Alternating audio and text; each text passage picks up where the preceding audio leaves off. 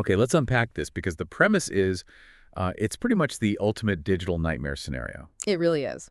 The source we're diving into today details a recent criminal case that, it reads less like a public safety announcement and more like the script for a really cynical spy thriller. Complete with a profound organizational betrayal at its core. Absolutely.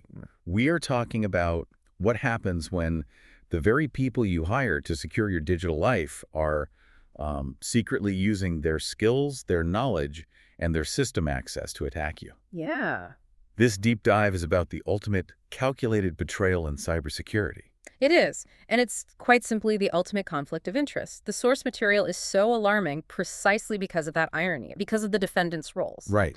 Our mission here isn't just to document a straightforward crime. It's to understand the systemic weaknesses and really the business model that allowed this to happen, the ransomware as a service model. And we have some very specific documentation to work from. We do. We have a chilling legal filing that details the guilty pleas of two specific individuals, Ryan Clifford Goldberg and Kevin Tyler Martin. And like you said, these weren't just curious amateurs. They were seasoned professional cybersecurity experts. Experts who confess to operating as affiliates for one of the most notorious names in ransomware history. The ALPHV organization, also known as Black Cat. So our goal today is to give you a complete, well-informed picture of this case, but also place it in the context of global cyber threats.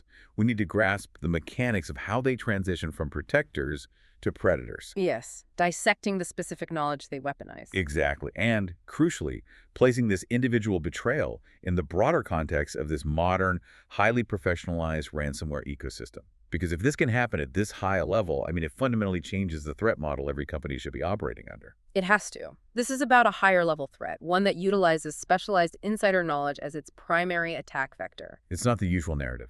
Not at all. Look, when we talk about threat actors, we often default to focusing on external risks, right? The anonymous hacker in a foreign country trying to brute force a login. The person in the hoodie in a dark room. Exactly, the stereotype. But this story forces us to confront the profound risk posed by those who have earned trust, who possess the keys to the kingdom, and who understand defensive structures, protocols, and corporate psychology better than the company executives do. They know the playbook? They wrote the playbook. The sophistication of their crime is directly proportional to the professional expertise they had accrued over years of, ethical work. We need to analyze not just the outcome of their actions, but the specialized skill set that made this particular crime so successful and so deeply damaging in the first place. So let's get into those details. Goldberg and Martin, they've now entered guilty pleas. This follows their indictment back in October 2025. Their affiliation with ALPHV Black Cat is the technical centerpiece, but like you said, the professional irony is the narrative core. Let's start right there with that ultimate conflict of interest. The identities and the specific damning details of their legitimate day jobs. Okay. When you look at the specific job titles these men held, it's not just alarming, it's a direct insult to the entire security industry. The source highlights that both Goldberg and Martin were highly compensated, highly specialized cybersecurity experts. Right. Let's break down those roles, because understanding them reveals exactly how they built their perfect offensive team. One of them was a ransomware negotiator. A ransomware negotiator. Just think about the depth of knowledge inherent in that title for a moment. It's unbelievable. A ransomware negotiator is the person responsible for managing the crisis after a company has been attacked. They sit across the digital table from the criminals, often for days or weeks, acting on behalf of the victim company. Their whole job is to minimize the damage. To reduce the financial damage, ensure data integrity, facilitate the safe, albeit agonizing recovery process, and, to verify that the attacker actually possesses the data they claim to hold. So, okay, what does a negotiator learn that makes them a great criminal? Because that's the leap they made. They learn everything the attacker needs to know to be successful. It's that simple. They learn the victim's pain threshold down to the penny. Goldberg would have known which companies can afford a $10 million ransom versus a $1 million ransom. He knew their financials, their insurance policies. He knew the regulatory consequences, HIPAA fines for healthcare firms, SEC disclosure deadlines for public companies, all the things that create external pressure points. He understood the typical recovery timeline, which allowed him to set ransom demands and deadlines that were maximally disruptive. He knew exactly when to turn the screws. And most importantly, he knew the common negotiation mistakes that companies make. This allowed him to anticipate and completely neutralize any counter-tactics from the victim's side. His entire professional experience was a masterclass in monetizing corporate distress. And the other defendant, Kevin Tyler Martin. His role was a security incident response manager. Now, wait a minute. If the IR manager's primary job is to find the breach, contain the damage, and then clean the system, wouldn't that role make them more identifiable if they were the attacker? You'd think so, wouldn't you? Did the sources explain how they leveraged that role to effectively hide their own activity? That is the critical question, and it really speaks to their sophistication. The incident response manager is the chief digital detective after a breach. They lead the triage, they isolate the attack vectors, they clean the systems. And they look at the evidence. And most importantly, they analyze the digital forensics, the logs, the audit trails, the SIM data to determine exactly how the intrusion occurred. So as the attacker, Martin didn't just know how to break in. He knew exactly which digital fingerprints the subsequent investigation would be looking for. Precisely. His legitimate role gave him an intimate, first-hand understanding of forensic methodologies. So when he was planting the ALPHV payload or moving laterally through a target network or exfiltrating data, he knew which logs to disable. Oh, wow. He knew which shadow copies to delete and which system administrator actions look legitimate versus which ones look malicious. He understood the common blind spots in network monitoring plows and how to operate below the typical threshold of detection. So he could perform the intrusion and then, what, surgically remove the evidence? He could surgically delete or modify the critical audit trails. It's the digital equivalent of wiping the crime scene clean before the police even arrive on the scene. The synergy between these two roles it's genuinely terrifying. You have Goldberg, the specialist who knew how to maximize the financial leverage and the negotiation outcome. A money guy. Coupled with Martin, the specialist who knew exactly which defensive holes were most likely exploitable and how to hide the attack effectively within a network environment for maximum persistence. Yeah. They didn't just become criminals. They leveraged the knowledge of defense to build the perfect, highly optimized offensive team within that ALPHV-raised structure. And that optimization, that's what guarantees a higher success rate. The ethical knowledge of the entire ransomware lifecycle, from initial penetration all the way to post-payment recovery procedures, was reverse engineered into a criminal blueprint. So Goldberg handles the why, the financial calculation, structuring a profitable yet payable demand. And Martin provided the how, the technical stealth, and the ability to bypass systems he was theoretically responsible for defending. This elevates the insider threat from, a simple data leak risk to a full-scale, professionalized cyber attack service. Let's ground this in the legal timeline for a moment. The source states that the two men, along with an unnamed third co-conspirator, were originally indicted in October 2025. Right. And just prior to the date of our source material, they officially pleaded guilty.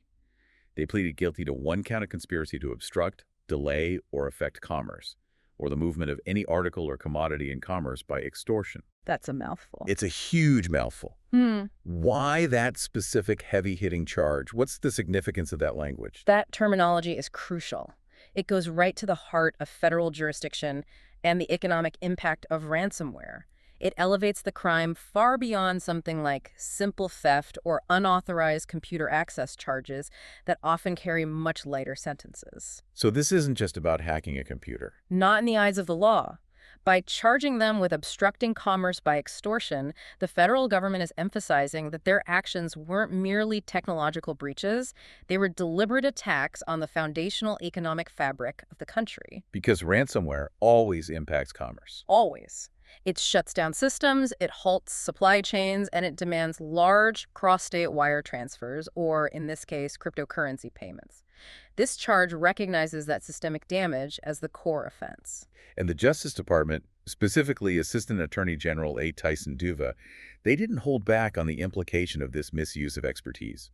The quote provided in the legal filing is incredibly revealing about the systemic nature of this betrayal. It really is. A.G. Duva stated, and I'm quoting here, "These defendants used their sophisticated cybersecurity training and experience to commit ransomware attacks, the very type of crime that they should have been working to stop." That's a powerful statement. It's significant because it shifts the focus from the act of extortion to the means of extortion, the sophisticated training. But hold on. Doesn't saying their training was a prerequisite for the crime sound a little bit cynical? I mean, we train thousands of security staff every year with this exact knowledge. This case is still a massive outlier, right? Mhm. Is the DOJ's framing perhaps an overstatement designed to justify a stronger sentence? It's a fair point to question the cynicism, but I think the legal reality supports the DOJ's framing here. Mm. While it's absolutely true that 99.9% of trained security professionals use their knowledge ethically, the DOJ is making a key distinction. Okay. It's the distinction between a general cybercriminal who might be using commodity tools they bought online and a professional criminal who utilizes their specialized, expensive, and privileged access knowledge. Right, the barrier to entry is different. Hugely different. For an amateur to deploy an ALPHV payload and successfully extort $1.2 million from a highly secured medical device company is highly unlikely. It's almost impossible. But for these two, For a duo possessing intimate knowledge of defensive protocols and corporate risk tolerance, it becomes a calculated risk with a maximized payoff probability. Their training wasn't a deterrent. It was the mechanism that unlocked this higher-tier crime. The DOJ is underscoring that the societal cost of the betrayal is higher than just the financial loss. so their expertise didn't make them too ethical to commit the crime. It made them uniquely qualified to commit the best version of the crime. The most profitable, the hardest to detect, and the most efficient. Wow. It just raises this deep, uncomfortable question about trust and the insider threat. It does, because the security industry relies so heavily on trust, given the need for elevated access in these roles. An IR manager needs nearly carte blanche access to logs and systems. A negotiator handles highly sensitive information, sometimes including network schematics and detailed business continuity plans. And they were just given that access. The fact that two individuals holding these specific high-trust roles could operate as highly effective affiliates for a major gang, it speaks volumes about the insider threat problem in the highest echelons of corporate security. Yeah. It suggests that the line between the ethical white hat professional and the criminal black hat is simply a choice to monetize privileged information. And for them, that choice led them straight to the ALPHV crimeware platform. This brings us perfectly to the core business model then. Right. How does this kind of highly specialized criminal interface with a massive, sophisticated criminal enterprise like ALPHV Black Hat? Right. This is where the affiliate model, the business engine of modern ransomware, becomes absolutely critical to understand. Let's definitely dedicate some serious time to the affiliate model, or ransomware as a service, RACIS, because it is the definitive engine of the modern ransomware economy. Goldberg and Martin didn't write the ALPHV software. No, they're not the developers. No. Instead, they became affiliates of the ALPHV administrators. They entered into a formal arrangement. It's basically a criminal franchise model. A criminal franchise. Describe the division of labor in this franchise. What does the core ALPHV group provide? And what do the affiliates like Goldberg and Martin provide in exchange for their 80% cut? Okay, so the core ALPHV group is the software developer and the infrastructure maintainer. They handle the hard parts of scaling the operation. This includes developing, maintaining, and continually updating the actual ransomware code, the crimeware. And this code is top of the line. Oh, it's often highly sophisticated, fast encrypting, and evasion capable. They also provide the operational infrastructure, the dedicated Tor-based leak sites for double extortion. Where they post the stolen data. Exactly. They provide the communication portals for negotiation, which is often a slick, professional-looking chat interface. And critically, they provide the mechanism for payment processing and cryptocurrency tracking and mixing.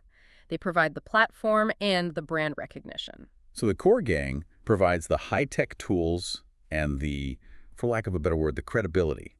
But they outsource the riskiest, most labor-intensive part of the attack. Precisely. The affiliates, Goldberg, Martin, and the third co-conspirator, they bring the operational muscle and the specialized knowledge. Their role is penetration, exploitation, achieving persistence within the network, lateral movement. Which is spreading through the network. Spreading through the network to compromise critical domain controllers, yeah. And then data exfiltration, and finally, planting the ransomware payload. These are the technically intensive steps that require active, specialized Infosec skills, which the core ALPHV developers may not want to bother with across hundreds of potential targets globally. And in return for using ALPHV's platform, the trio agreed to pay the administrators a specific percentage of any secured ransom payments. Yep, the standard RAS cut. 20% of any secured ransom payment goes back to the core ALPHV administrators. This arrangement is highly efficient for them. For the core group, you mean? For the core group, yes. They get a guaranteed, passive, high-margin income stream by monetizing their software development while outsourcing the risky initial breach phase to skilled operators who have proven track records or, in this highly unique case, proven access. It's a highly distributed, resilient criminal enterprise that relies entirely on these skilled affiliates for its operational success. Completely. So let's move to the execution. Armed with this sophisticated ALPHV crimeware and their unique insider knowledge, what was the scope and duration of their ransomware rampage, as the sources call it? The operation ran for 7 months, from May to November of 2023. 7 months isn't a massive duration, but the fact that they targeted 5 specific high-value entities in that time frame suggests a deliberate, highly selective approach. This was not mass scanning. They were hunting specific prey. They were able to use their Infosec skills to gain initial access, maintain persistence, plant the ransomware payload within the victim networks, and then, proceed to the extortion phase. And the 5 victims listed show a clear, strategic focus on maximizing leverage and potential payment. Let's reiterate who they hit. It was a medical device company, Right. a pharmaceutical firm, a doctor's office, an engineering company, and a drone manufacturer. This list is a masterclass in risk-reward assessment. The inclusion of the medical device company and the doctor's office immediately places them in the high-pressure healthcare sector. Of course, Any system disruption there immediately invokes regulatory panic HIPAA, patient safety concerns, which dramatically increases the probability of a swift payout.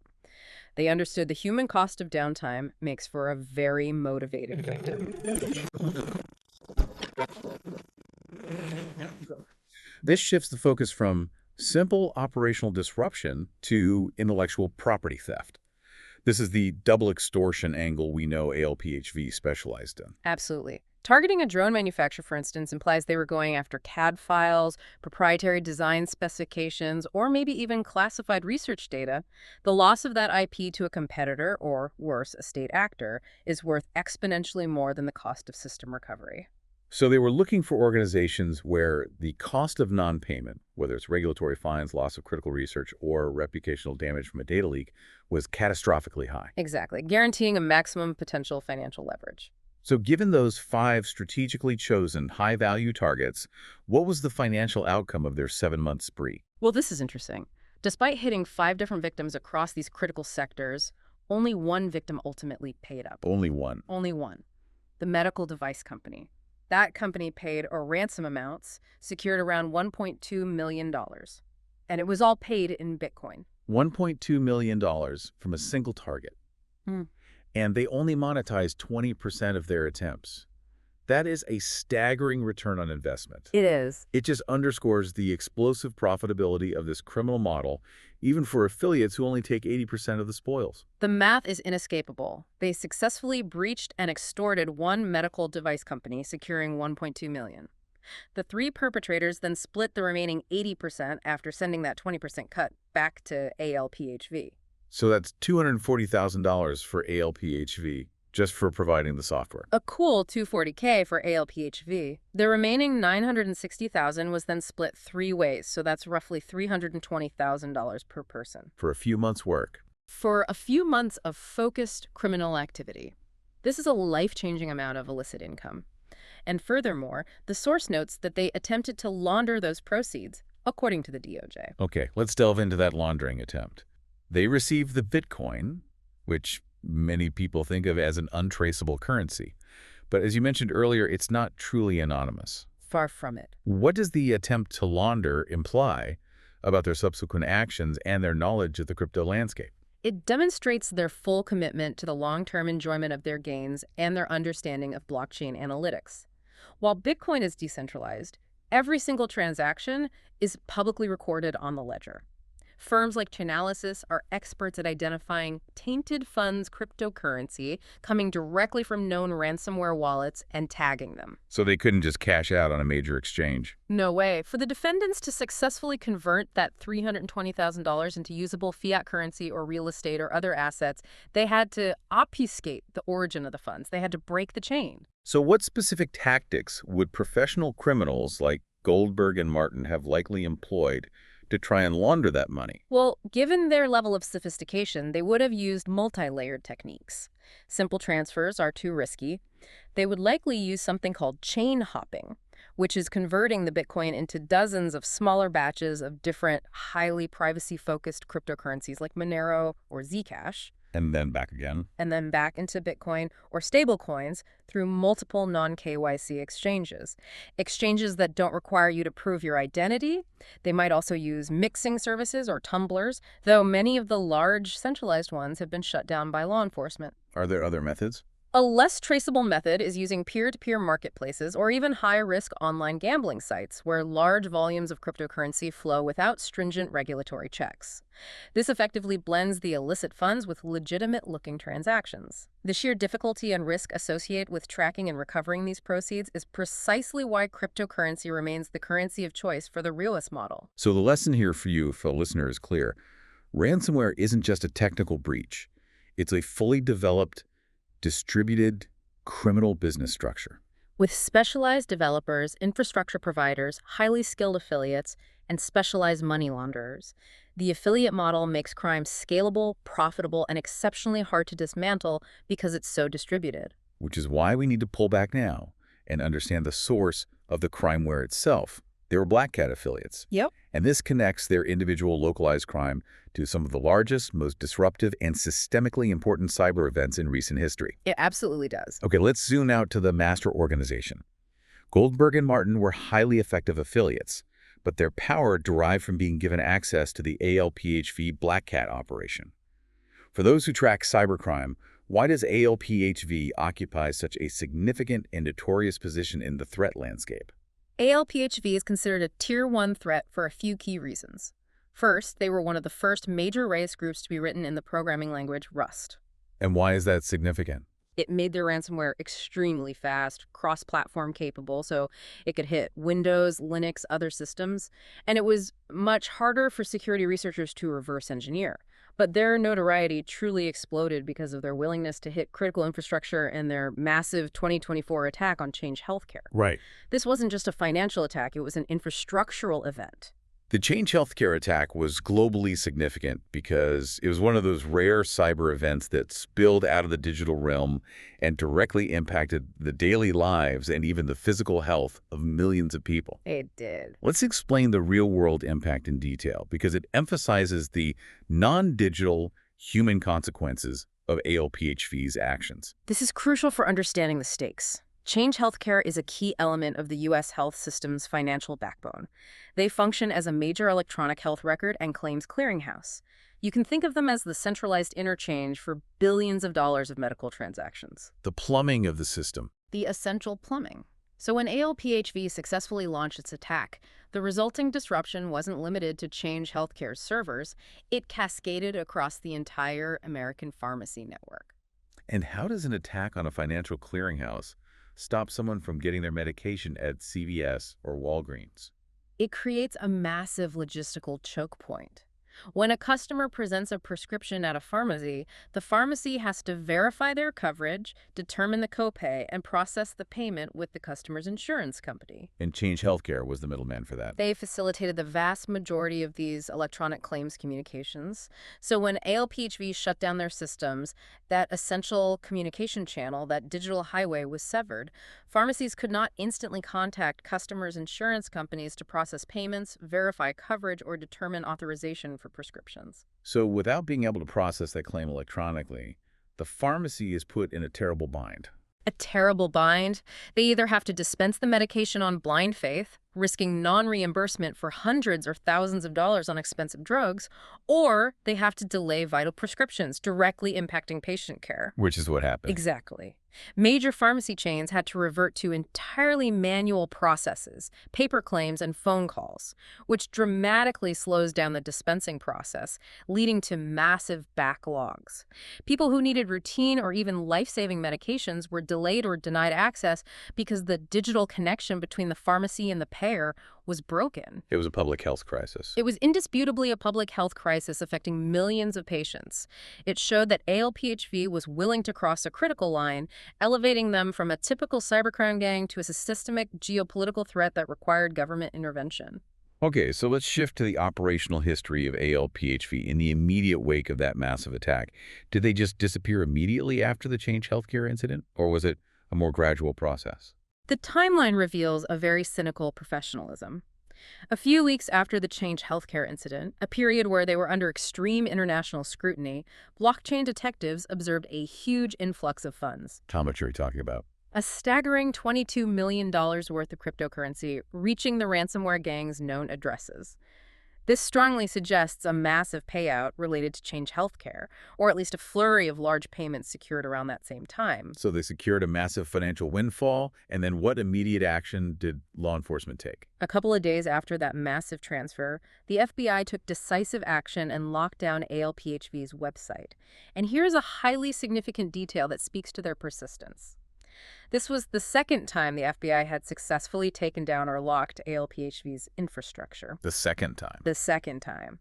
After the second takedown, the gang seemingly dropped out of view entirely. That dual takedown suggests an intense, persistent cat-and-mouse game between U.S. law enforcement and the core ALPHV developers. But the fact that they dropped out of view immediately after securing a major score and facing a second FBI action leads to two very different, though related, interpretations of their fate. That's right. The first, and perhaps the most naive interpretation, is the simple retirement narrative. They took the money and ran. Exactly. The ALPHV operators secured a staggering $22 million windfall and decided that was enough to stop, stepping away from the risk to enjoy their ill-gotten gains. This is the convenient endpoint most victims would prefer to believe. But the professional assessment, the analysis drawn from source material like the register and our general industry knowledge, is far more complex, cynical, and ultimately much more concerning. The alternative interpretation suggests this disappearing act is strategic and, frankly, standard operating procedure for top-tier groups. Ransomware gangs rarely just cease to exist, especially after demonstrating such profitability and technical efficacy. So what do they do? Instead, they execute a planned rebranding, or what we call a break and rebuild cycle. During this calculated downtime, they might retool their operation, develop new evasion techniques, perhaps shifting their negotiation platform or their encryption method, and critically, they reemerge with a new name, new branding, and often a slightly modified affiliate structure. We've seen historical precedent for this, haven't we? I'm thinking of groups like Maze, which became Egregore, or the frequent cycles of the Revel Group.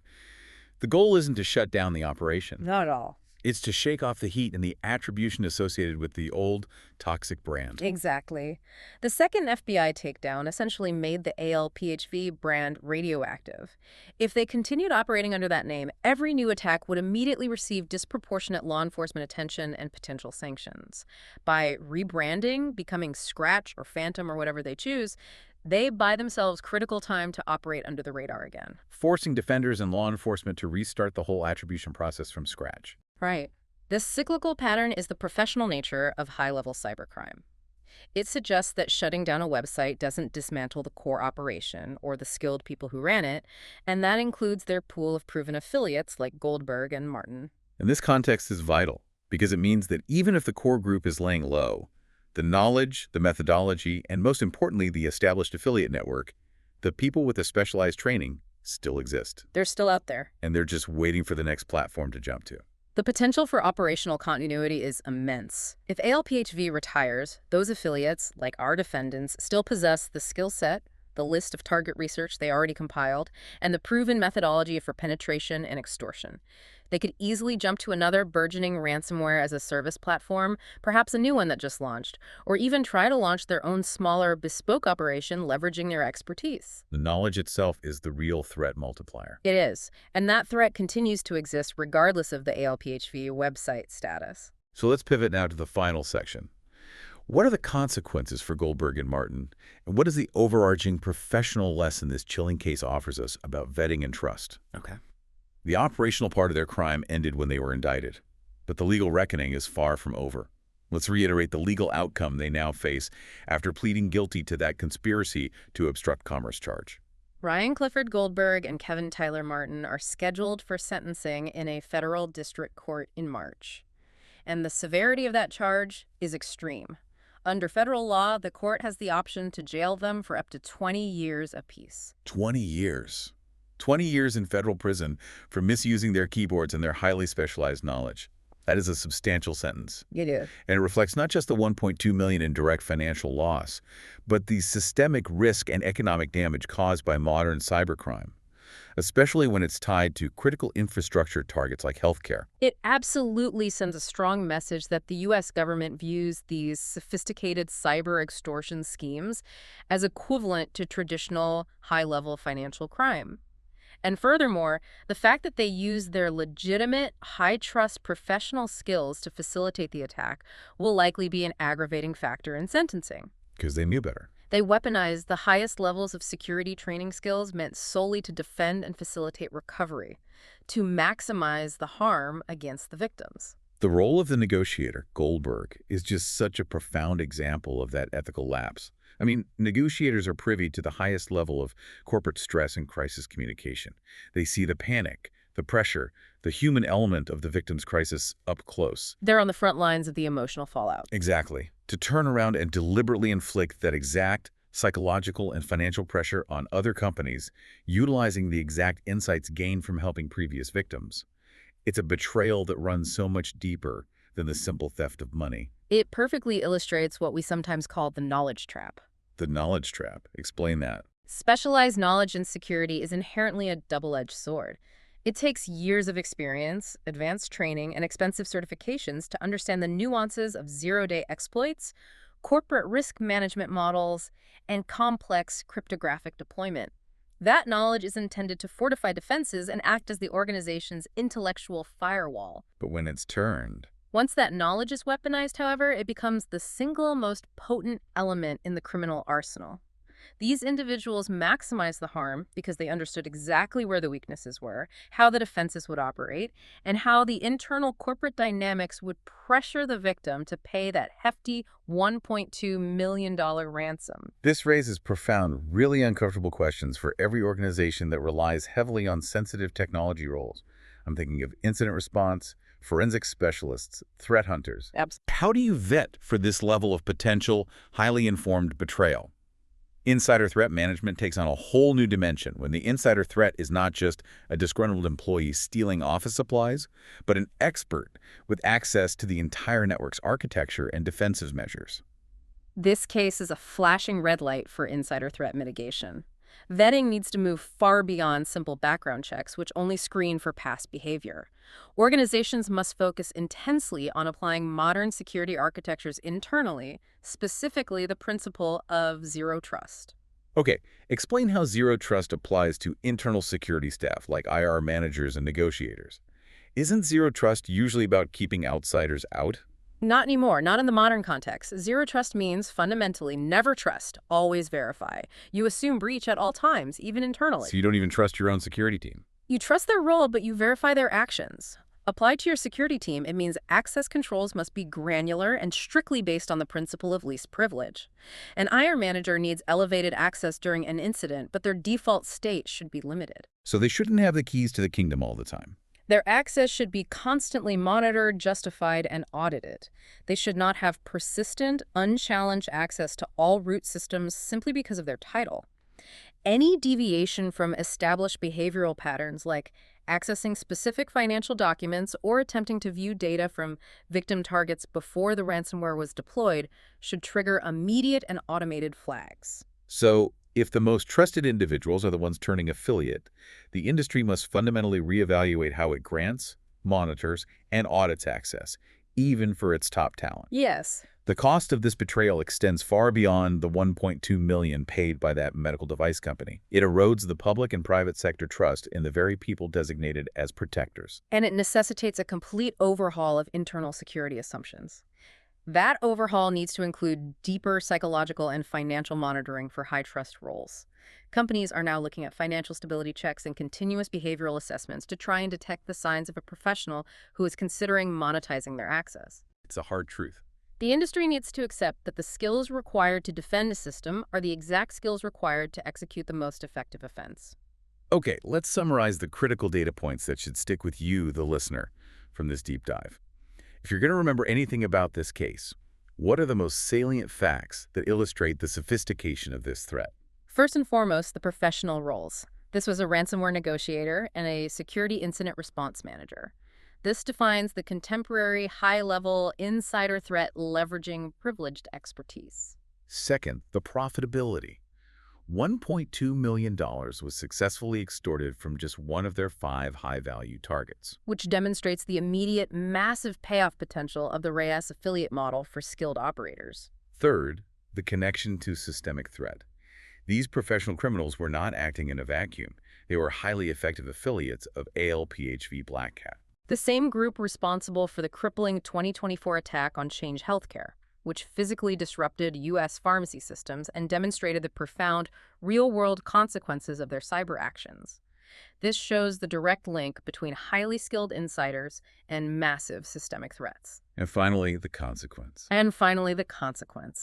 Despite the massive payout and the technical skill used to launder the proceeds, justice eventually caught up.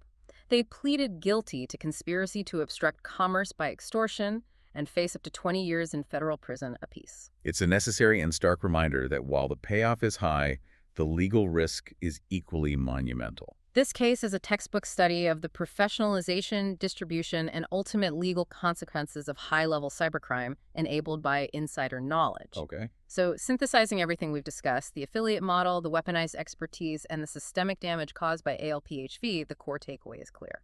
The modern threat landscape is defined by the dissolution of the line between protector and criminal. When the people with the deepest, most privileged understanding of defense systems choose offense, the level of organizational threat exponentially increases. This deep dive into the Goldberg and Martin case is a stark illustration of the high stakes and the incredibly high payoffs associated with professionalized cybercrime that knows exactly where to hit. And that leads us back to the final provocative thought, something for you, the listener, to mull over as you track the ever-evolving world of cyber threats. Okay. We established that ALPHV collected that massive $22 million, the FBI locked their website for the second time, and then they dropped out of sight. Following the strategic theory that they would eventually reemerge. Exactly. Reemerge with new tools, new tradecraft, and new branding, essentially rinsing off the heat and restarting the clock on attribution. So if that core operation, the developers, the infrastructure maintainers, the ones who get the 20% cut, retained its technical infrastructure and its pool of proven, highly skilled affiliates. Affiliates like the professionals we just discussed. People who know security systems and negotiation leverage better than the defenders they used to be. How often is the next big, terrifying ransomware threat that hits the headlines not a genuinely new operation, but simply a reskinned, rebranded version of the last one? Right. And how many of those new threats are staffed by experienced security professionals who were, until very recently, sitting on the defense team, just waiting for the right moment to monetize their access? That is the insidious insider threat we all need to consider when assessing the next wave of ransomware attacks.